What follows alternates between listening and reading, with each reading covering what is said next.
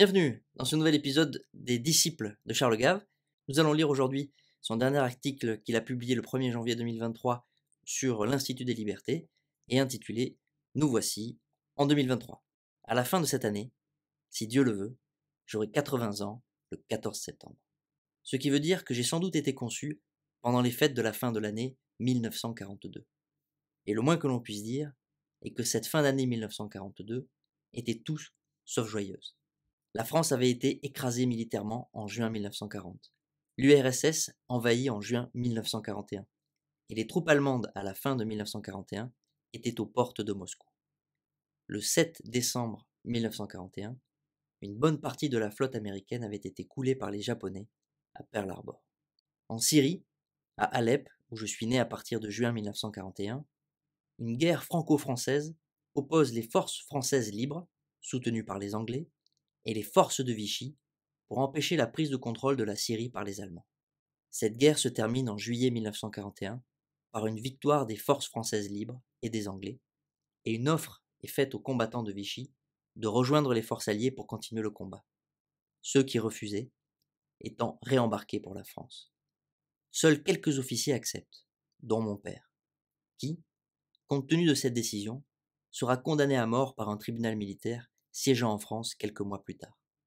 Les années 1942 et 1943 marqueront d'abord la stabilisation militaire, puis le début du retournement aussi bien en Afrique du Nord qu'en Europe et dans le Pacifique. En France, la natalité qui s'était effondrée sous la Troisième République reprend vigoureusement à la hausse à partir de 1943, pour atteindre son plus haut en 1962. Pourquoi je raconte tout cela? Pour une raison très simple. Comme le lecteur attentif a dû le remarquer, je m'intéresse beaucoup à ce qu'il est convenu d'appeler l'histoire longue. Et une constante émerge de l'analyse de ce que Pierre Massé appelait les tendances lourdes. Ceux qui annoncent la fin du monde ont toujours tort. Depuis que j'ai commencé il y a une cinquantaine d'années à m'intéresser à ce qu'il est convenu d'appeler les choses de l'esprit, j'ai remarqué en effet qu'il existait une constante chez certains intellectuels. Tout cela se terminera mal. Ces gens me font irrémédiablement penser à la vieille blague qui a cours dans les facultés de médecine. La vie est une maladie sexuellement transmissible qui connaît inéluctablement une issue fatale. Génération après génération, se dressent des hommes lourdement éduqués qui m'expliquent que compte tenu du grand nombre de péchés que nous avons commis, notre futur est certain. Nous allons tous mourir. En général de chaud, de froid, de faim, dans les 50 ans qui viennent, et que de toute façon, il y a trop d'hommes sur la terre.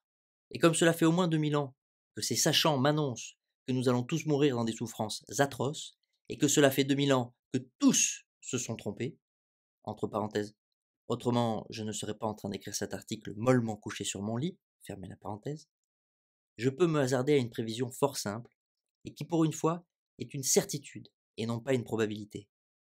Ceux qui m'annoncent que nous allons tous mourir bientôt vont se tromper encore une fois.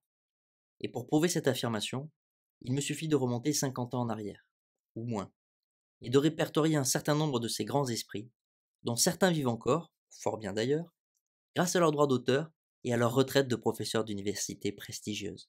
Car ces gens-là, et pour des raisons qui m'échappent compte tenu du fait qu'ils se sont toujours trompés sur tout, sont immensément populaires, en particulier auprès de la classe de ceux qui nous gouvernent, alliés naturels de la classe de ceux qui commentent les actions de ceux qui gouvernent, c'est-à-dire les journalistes.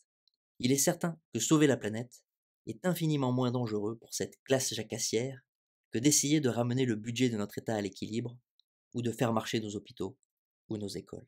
Venons-en aux oiseaux de mauvais augure que j'ai connus dans ma vie. Commençons par le Club de Rome. Créé avec l'aide de la Fondation Rockefeller sous l'impulsion de David D. Rockefeller, président de la banque JP Morgan, analyse purement malthusienne. Le pétrole va manquer vers 1992, l'économie mondiale va s'effondrer en 2030. Derrière ces prédictions, des modèles économiques mathématiques établis par le MIT, qui ont explosé en vol, comme tous ces outils l'ont toujours fait. C'est du Club de Rome que vient l'idée que le manque de ressources à venir implique la nécessité d'un gouvernement mondial. L'organisation existe toujours, entre parenthèses, qui la finance, fermez la parenthèse, et publie régulièrement des mises à jour où ils expliquent qu'ils ont eu raison d'avoir tort. Venons-en à Paul Ehrlich.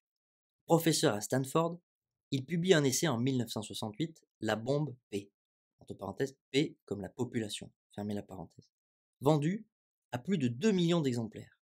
La thèse est que des centaines de millions d'Indiens et d'Africains vont mourir de faim au début des années 70, et que la seule solution est d'organiser une énorme contraction de la population mondiale. Depuis, la population indienne a doublé, et l'Inde exporte du blé.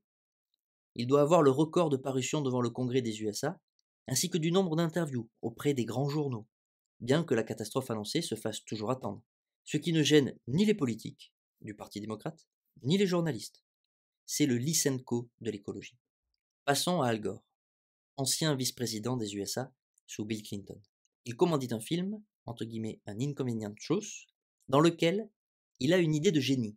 Il ne dit plus qu'il n'y aura pas assez pour tout le monde, mais que l'utilisation des ressources va nous amener tous à être grillés, ce qui est beaucoup plus malin. Entre parenthèses, nos pays ont une peur bleue de l'enfer. Fermez la parenthèse. Il est donc l'un des premiers à défendre la thèse du réchauffement atmosphérique créé par l'action des humains. Il annonce qu'en 2020, il n'y aura plus de neige dans les Rocheuses, plus de glace au pôle Nord, que tous les ours blancs vont mourir, que les Maldives et New York seront sous l'eau. Nous y sommes, et rien ne s'est passé. Bien entendu, cette idée est reçue avec le plus grand enthousiasme par tous les écolos du monde entier, en bonne pastèque qu'ils sont, entre parenthèses, vert à l'extérieur, rouge à l'intérieur, fermez la parenthèse. Et il reçoit le prix Nobel de la paix, au même titre sans doute que Kissinger et Obama pour leur contribution à la paix mondiale. À peu près aussi idiot que de donner le prix Nobel d'économie à Bernanke, qui a foutu en l'air l'économie japonaise et l'économie américaine. Venons au GIEC. De Gaulle appelait l'ONU, entre guillemets, le machin. Le machin en question est l'une des organisations les moins démocratiques du monde, puisque plus de la moitié de ses membres ne sont pas des démocraties. Qu'une majorité de dictatures soit d'accord entre elles ne fait pas de l'ONU un parangon de démocratie. Ce machin a pris sur lui de publier des rapports sur le réchauffement atmosphérique à partir de contributions financées par des entités qui ne vivent que de subventions étatiques. Tous ces rapports visant à prouver la culpabilité de l'homme, entre parenthèses blanc, fermez la parenthèse, dans ce réchauffement climatique. Et la seule solution au désastre qui s'annonce est bien sûr, roulement de tambour, un gouvernement mondial qui distribuera de l'argent prélevé sur les démocraties aux dictatures, qui détermineront la valeur de ces impôts pour, bien entendu, sauver la planète. Pour ceux qui veulent en savoir plus sur ce qui n'est qu'une énorme ânerie, je ne saurais trop recommander le livre de Stephen E. Kooning, La part d'incertitude chez l'artilleur, qui lui est un scientifique, un vrai. Stephen Kooning est l'un des plus éminents scientifiques des États-Unis. Auteur de très nombreuses publications scientifiques validées, il a été sous-secrétaire d'État à la science de l'administration Obama de 2009 à 2011. Pour ceux qui trouveraient le livre trop difficile, il faut lire les derniers livres de Christian Gérondeau, Les 12 mensonges du GIEC, tomes 1 et 2. Pourquoi je vous raconte tout cela? Alors que je n'ai que des coups à prendre à m'élever contre tous ces mensonges défendus par tous nos gouvernements et toute la presse officielle. En voici les raisons. En tant qu'homme qui a toujours vécu pour comprendre ce qui se passe dans le monde, je crois en un certain nombre de principes avec lesquels je ne suis pas prêt à transiger. Premier principe, ne pas avoir peur. N'ayez pas peur. Et la phrase qui apparaît le plus dans la Bible, plus de 100 fois. En 1942, ni mon père ni ma mère n'ont eu peur puisque je suis là. Deuxième principe, la vérité l'emportera toujours sur le mensonge. Et le prince du mensonge est bien entendu Satan, le mal qui est meurtrier dans son essence. Et tous les mensonges actuels, du Covid au réchauffement atmosphérique, en passant par la confusion entre création de valeur et création de monnaie, ne sont que mensonges qui ne serviront que les serviteurs du prince de ce monde. Troisième principe, il n'y a de solution aux problèmes globaux que dans le maintien des libertés individuelles. Et nos sociétés sont en train d'être emportées dans un délire où l'on nous explique qu'il ne peut y avoir de solution que collective et que pour qu'elle soit atteinte, il nous faut abandonner toutes nos libertés et faire confiance à ceux qui nous gouvernent. Je respecte les élections, je n'ai aucune raison de respecter les élus s'ils sont arrivés au pouvoir en faisant peur, en mentant et en trichant. Quatrième principe, la connaissance ne s'arrête jamais. Une phrase comme, entre guillemets, la science a rendu son verdict, fermez les guillemets, est une monstruosité. La science ne peut pas s'arrêter sans mourir. Quand Jean-Paul Sartre dit, citation, le marxisme est l'horizon indépassable de la pensée humaine, fin de citation, il montre qu'il n'est ni un philosophe, ni un scientifique, ni un honnête homme, mais un salopard qui pense que la fin justifie les moyens. Bref, je pense que nous sommes entrés à nouveau dans une période où cette idée que la fin justifie les moyens et la force prime le droit sont en plein développement à nouveau, comme au début du XXe siècle.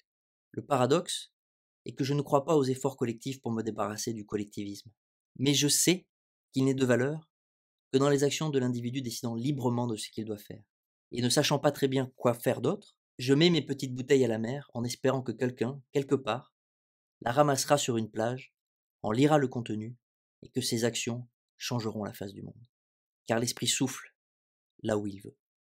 Article écrit par Charles Gave, le 1er janvier 2023. Claquez le pouce, abonnez-vous, prenez soin de vous, et à très vite.